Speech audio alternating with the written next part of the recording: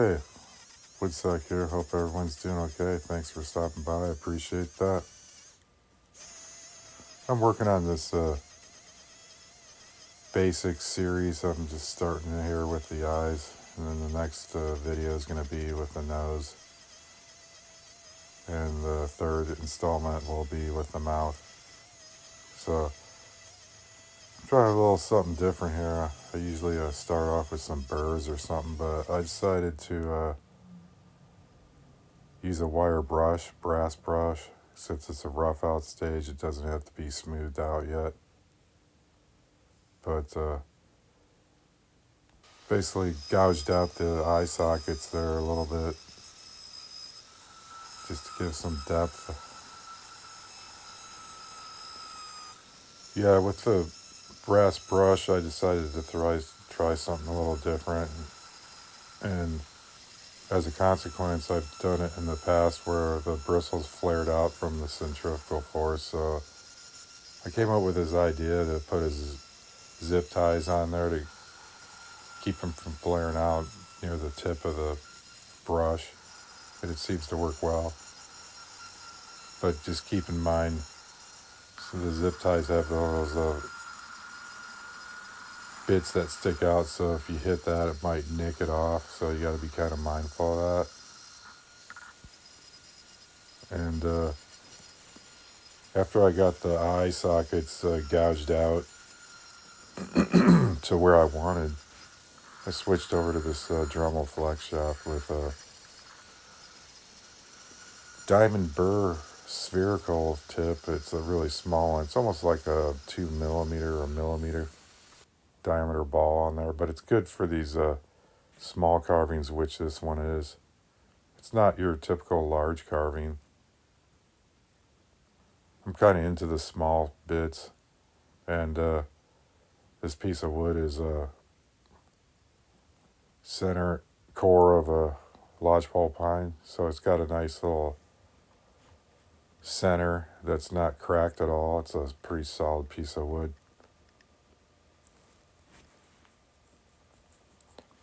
And I'm using this scribe tool to gouge out some of the lines of the eyes to get more definition.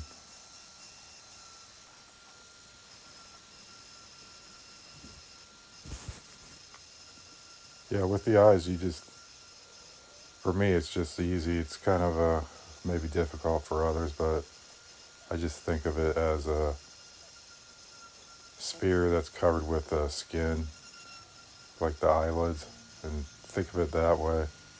And then basically you want to have the eyeball more recessed than the eyelids for more depth, and especially around the corners of the eye, like right by the bridge of the nose. You want to push it in a little farther to give it more of a spherical look, as well as the ends of the eyes where it's closer to the ears. You want to push those back a little bit, and that's where these little burrs come in handy. You can get in there and define the areas quite well without any problems.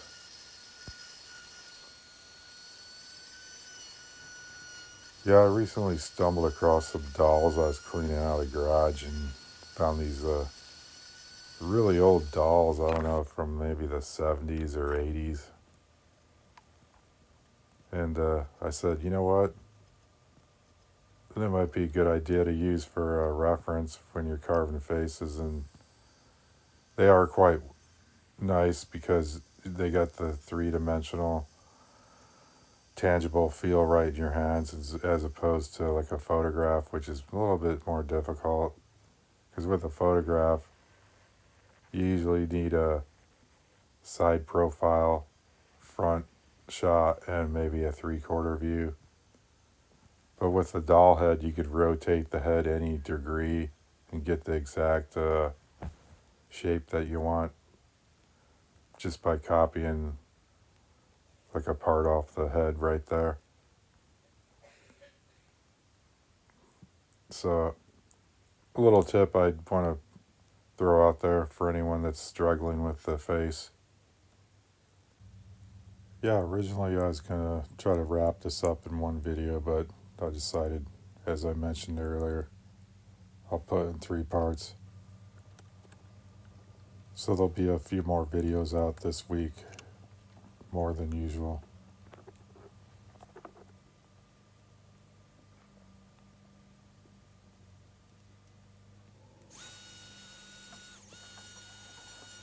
Yeah, I'm using this 1/4 inch diamond burr bit on the die grinder. It's kind of a smaller spherical burr, but I'm trying to look into getting some larger size diamond burrs, because this one seems on the small side sometimes for some of my needs, but I guess I'll have to look out for some more.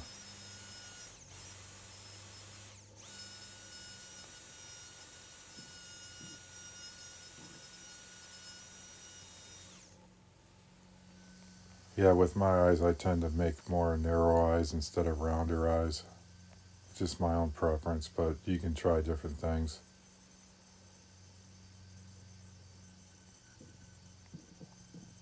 See, the eyes can be very expressive. It's usually the first thing that you look at when you look at someone's face. First impressions are always important, I would imagine. With this face, I'm going to have a sidelong glance. It's not going to be looking straight forward. It's going to look out to the right side of its eyes. I don't know if it's going to be a female or male yet. We'll figure it out. It's always kind of a surprise thing.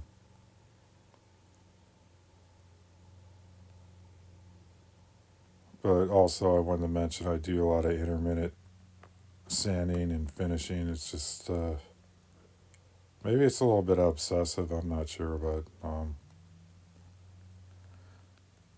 kind of eager anticipation of getting to a point where I call it finished.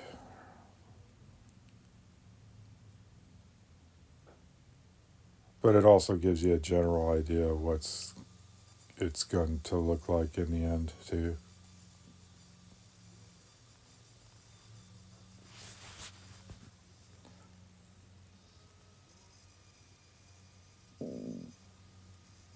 Yeah, when it comes to wood carving, I try to tend to look at things without rules and regulations.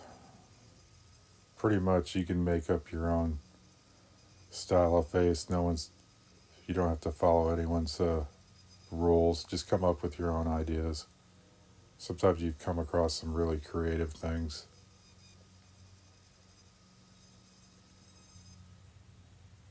But it's always good to be inspired by other people's work as well. No doubt about that.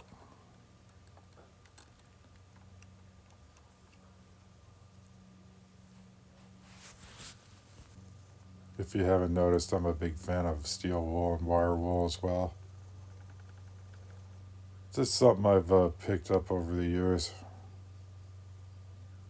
A lot of people do use it, but I don't see it very often online though. Most people use sandpaper, which is okay.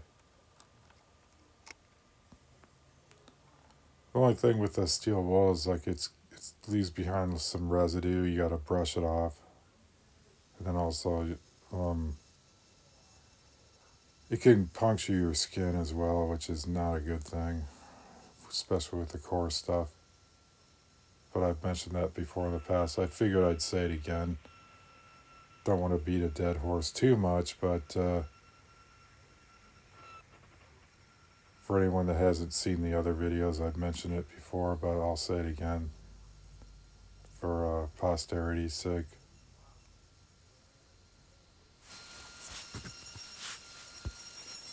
One other thing worth mentioning, I figured I'd say about the steel wool is it's magnetic, so anything that's got magnets on it's going to attract those bits of steel wool that come off. So be aware of that. It seems to cling to magnets quite well since it's a ferrous type of material. Well, it looks like we've come to the end of this video, and the next part's going to be the nose, followed by the mouth. We'll see how much I can get done here in the next few days. I'm kind of juggling multiple projects at the same time, so things are a little bit chaotic sometimes.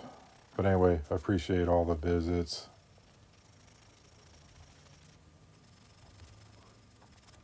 and likes and support. But anyway, I'll talk to you guys soon. Okay, take care. Bye.